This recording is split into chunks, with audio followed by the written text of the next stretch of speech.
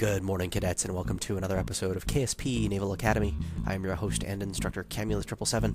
Today we're going to be talking about the Destroyer. Destroyer got its name from the old torpedo boat destroyers, or actually the ships that used to defend against them. Then they themselves became the torpedo boat destroyers.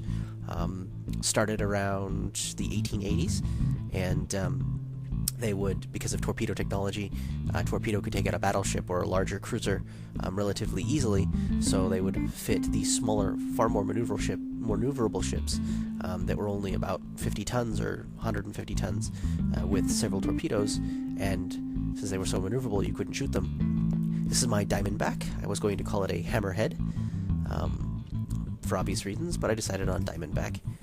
I'm going to turn these engines off so I can fire off my torpedoes and show you. Has a pretty good rate of fire. I can either fire them in quads or cross doubles. And I'm firing too fast. It's okay. If I fire them in 2x2 rather than 4x4 crossways, what ends up happening is I don't get that problem. They are flying all over the place because I fired them off too fast. Usually, if I have them in doubles, that doesn't happen at all, and they just all go straight. And I still get my insane rate of fire. Very maneuverable ship. I'm not using RCS right now. I'm just using SAS. And I like the maneuverability. It's very versatile this way. I can point to several different targets, which is what it's designed for, to take out several different targets. Flip it over. I've had it upside down this whole time. Excuse me, I'm getting over a cold. And you can see the communications pod in front and the sensor buoy. There's my diamond shape in the back because it is a Diamondback. And it has 5 nuclear engines. Pretty good Delta V because I have also a lot of fuel. And I actually dock this ship to the weapons rather than my weapons individually to the ship. It's more efficient that way, actually. And otherwise I wouldn't need any RCS on any of my ships. Here's a view from the cab. Now I also have 2 other destroyers to show you, other than the one that we're going to build. They're actually from 2 other players. I asked for some submissions for ships, and these gentlemen were nice enough. I hope you're gentlemen, if you're ladies as well. Hope I didn't insult you. These wonderful players were nice enough to lend me one of their ships. Here's our first destroyer from Zoka Skunkworks. My buddy Zekes, new friend of mine I met on the forum, was nice enough to jump at the chance at putting one of his ships on KSP Naval Academy. It's a beautiful ship, actually. It's pretty much a large, long cannon, semi-modular design. Has 1 nuclear engine, but quite a bit of fuel for it. Not very fast, but it can get from, say, Lathe to one of the other moons and reorbit. I've actually done it. It almost lost all its fuel, but it's possible. There are some other modules that Zoka has actually developed to attach to this thing, so it makes it more long range. Good lighting. It has 1 crew member, but it's a decent ship. Very balanced RCS, pretty good SAS, pretty maneuverable. And I want to read you his bio here. The Heavy Drek Destroyer is a ship designed to perform in any necessary combat situation, albeit an orbital strike, fleet escort, space superiority, space lane patrols, or small skirmishes. Orders for a new medium range, and with a reasonable all-around armament came from Zoka Imperial Headquarters, War Department, and the designers got to work. So this is pretty cool. It carries 4 2.5-ton missiles in tandem, and has 3 800-liter fuel tanks. Excuse me, I'm actually sick. Forgive that sniffle. It's very versatile. I played around with it, shot some targets with it. So you can see those weapons are pretty good. Now, he gave me some special instructions to fire the thing, because apparently the missiles 2 through 4 aren't very accurate, but actually I found if I just wait a little bit to fire each one, they're all very, very accurate. So very well designed ship. Got action groups are toggle solar panels on 1, nuclear engines on 2, fire missile 1, jettison the missile decoupler, which I actually don't do. I keep the decoupler on there. Actually helps balance the darn thing. Except for, of course, the last decoupler, which I do jettison. So if you don't fire the decouplers, you don't have a problem. And that's what I found. So I just leave the decoupler on there and fire them off. And now it gives it a little bit more mass, too. A tiny bit. So, let's see. He's got 4 ships, it looks like, he says. The Camelot, Shrilix Remix, Overlord, Ostrogoth. So it's just still a brand new ship, but like I said, very versatile. And it can get into orbit on its own, which is very important. Not on its own, but I can actually get it into orbit legitimately, which is pretty cool. And it was relatively easy to get into orbit.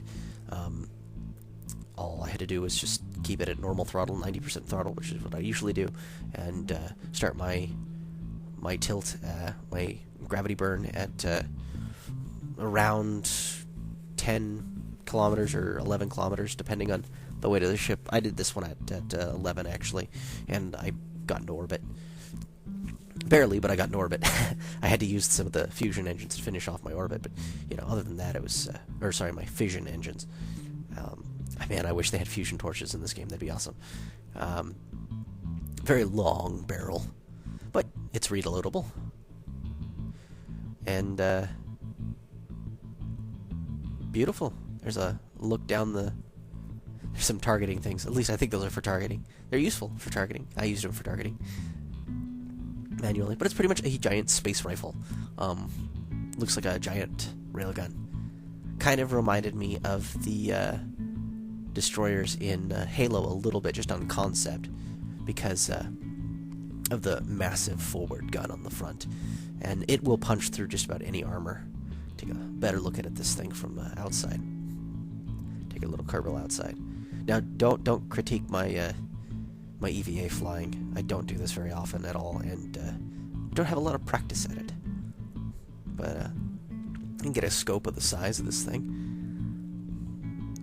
It's 51 tons.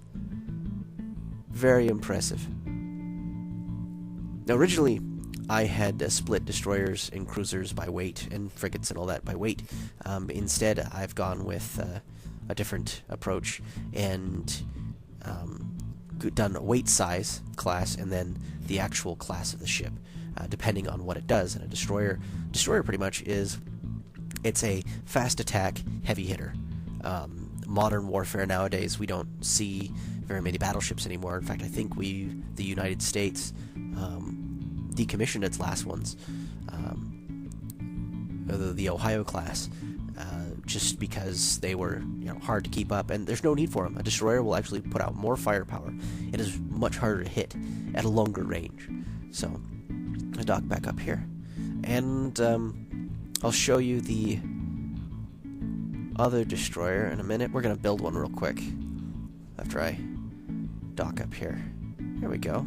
Get another good look at it. Beautiful. Thanks, Zekes. Alright. Obviously this video has been sped up, because I couldn't fit building this entire destroyer within 12 minutes. I tried, really I did, but I couldn't do it. So what I decided to do was speed up the video, and I'm just going to go over the basic concepts of building a larger ship like this. First, you want to start off with, like you see here, your fuel can and your command pod. You want to make sure that your fuel flow is correct. Now, I only have 1 can on this thing for fuel. Quite a bit of fuel, for the engines I'm going to put on there. It might not be enough for interplanetary. However, there's modules that I can stick on there that will give it plenty of fuel to do that. And then you want to work from inward out. You want to start doing some sort of scaffolding, reinforcing plates, that type of thing. Here I'm doing the armor. Now I'm starting in the weapons section before I finish all the armor. I'm trying to get those things attached. It's very difficult when you start with the armor sections. Hindsight, I probably should have done the weapons first, but I got it done. Destroyers got their start, like I said, in the 1800s, late 1800s. What they used to be called they used to be called catches, because what their design was is they would go after the torpedo boats, and they would destroy those, because torpedo boats could be these small 50-ton ships that would carry torpedoes that could destroy larger ships like cruisers and battle cruisers and dreadnoughts. So the destroyer actually the design of the destroyer started out as a defense ship, and then they realized, well, these are just as maneuverable as the torpedo boats. Why don't we make a torpedo destroyer? And hence the name was born, torpedo destroyer. Eventually it was shortened, obviously. And not all destroyers carry torpedoes, especially nowadays. It was during World War I. The destroyer was used as a escort vessel that could seriously damage larger cruisers, and they wouldn't be these lonely bears on the open ocean. They would be these wolves, and they would hunt in packs, and they would select targets and draw fire. And since they were so maneuverable, they were a little harder to hit, and they'd move around that way. And that's what made them so effective, was their numbers. Again, an interesting concept, numbers. Also, they carried some heavy-duty weaponry. At first, torpedoes, and then when they were anti submarine role, they would carry these depth charges in World War II. Nowadays, destroyers are missile boats. What you do is you stick something like 90 missiles on the darn things. You set them out there because they're very fast. You set them out there on a hunt and destroy missions. They can either work alone or as a pack. Generally, they're really effective as a pack, seeking larger ships and torpedoing or depth charging the submarines, nuclear attack submarines.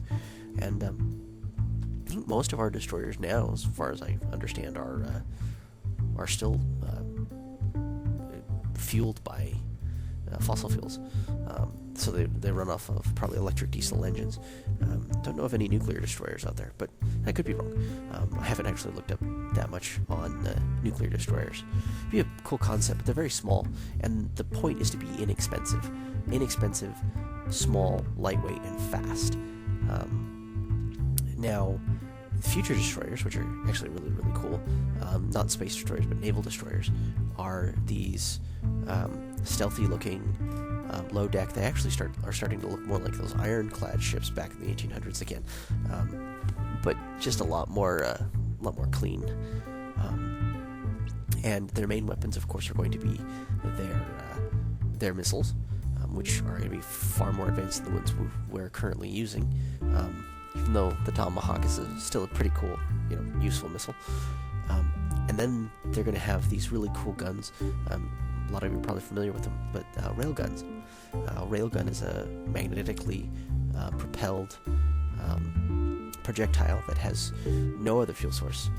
Doesn't run off of gas or anything. It actually is just this pretty much aluminum slug that you throw at your target at insane speeds. They publicly announced they were able to get one of these railguns up to 110 miles range. That's pretty impressive for a projectile. A lot of missiles stress, getting that far out, or struggle getting that far out. But a slug able to get that far out and hit its target within 7 seconds, that's pretty impressive. The Navy's goal is 200 miles or 200 plus. Here she is, all ready for launch. As you can see, I had to stick quite a bit on there. I think she's now 171 tons with weapons, which is pretty heavy. But still nice. 4 torpedoes, 4 small torpedoes and 4 large torpedoes, anti-capital ship torpedoes. So and it can get into orbit legit. At least it should be, if my math is correct. There she goes. Good start. Right about now, if parts aren't falling off, then it's a good sign. Now everything, this is pretty much just a weird asparagus stage. The outer tanks feed into the inner ones, and I will drop them off, which is very efficient. If you don't use asparagus staging, I would recommend it because it's almost 4 times as efficient as any other stage that I know of. Now, here she is in space. Final stage being released. Now, there's actually quite a bit of fuel left in those tanks, and I probably could have used them for interplanetary. I was impressed, and I think it's the first spaceship I've ever launched successfully the first time without having to tweak the staging. So that's pretty fun.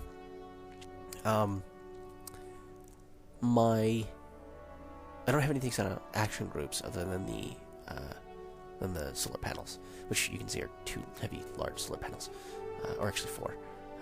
I wanted to put maybe some radiation batteries on here, but I think solar panels make it look cooler, and even though, you know, they're pretty efficient, and I am way overpowered as far as energy-wise, I think it looks better this way.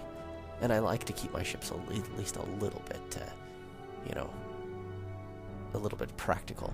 So if I dock to something else, I can power it on emergency. There goes my first missile section, lighter missiles. Now, I could switch and fire off my staging later. Looks like 2 of them collided. Fired them off too quickly, I think. So I could fire my larger ones first, then my smaller ones.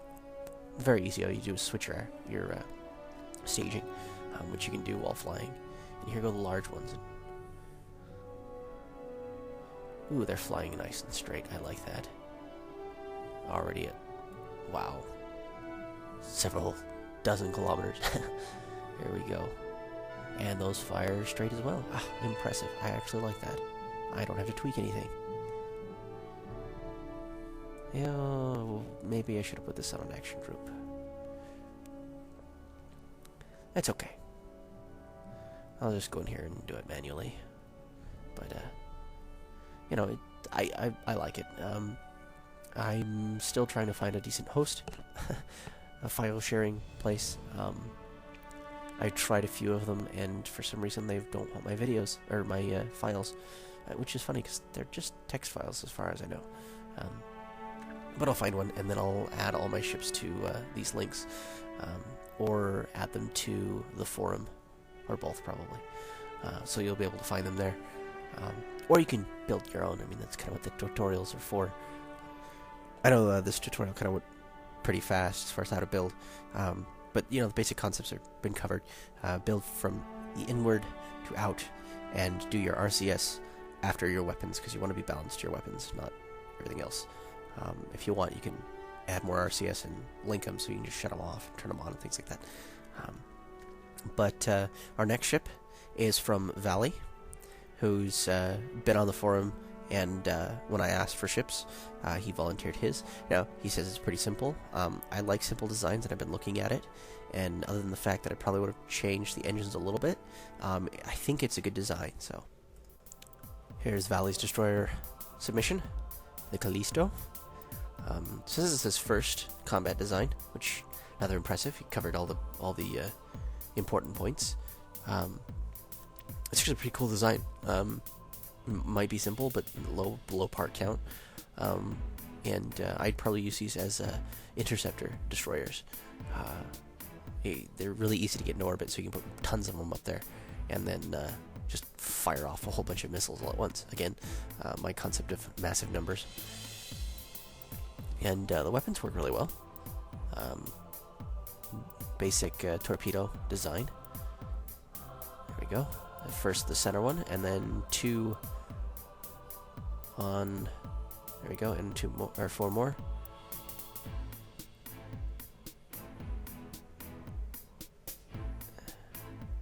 They didn't launch. Why didn't they launch?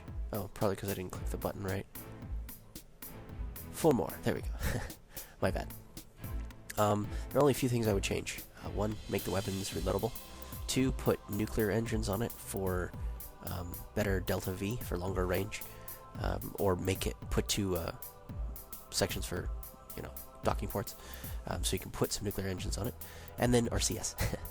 There's no RCS on this, so if I wanted to dock it to anything, it'd be a little difficult. Possible, but very difficult. But other than that, it's a good ship. I enjoyed flying it. So thank you, Zekes, and thank you, Valley. I appreciate it. Your designs, the Interceptor Destroyer and the Heavy Attack Destroyer, I loved them. They were fun to play with. Now, I want other people to send their designs as well. You'll get full credit. I mean, Zekes and Valley got full credit for it. They did it. They did all of it. I might have done a light critique on them, but nothing bad. I loved them. I'm not going to say, this is a crap ship, ever. For one thing, that's rude, because you sent me your design, and I might just do a light, I would change this, but it still works, type thing. So, I want your ships. I want to feature them. I want to show people your designs, because I can't think of everything. I'm not omnipotent. I'm not all powerful. I can't do everything. There's some cool designs out there that I'm looking at that I haven't seen online. Those mechs, I've seen some of those cool mechs that were stock and no moving parts, but they were cool. So I want your designs, and you'll get full credit for them, I promise.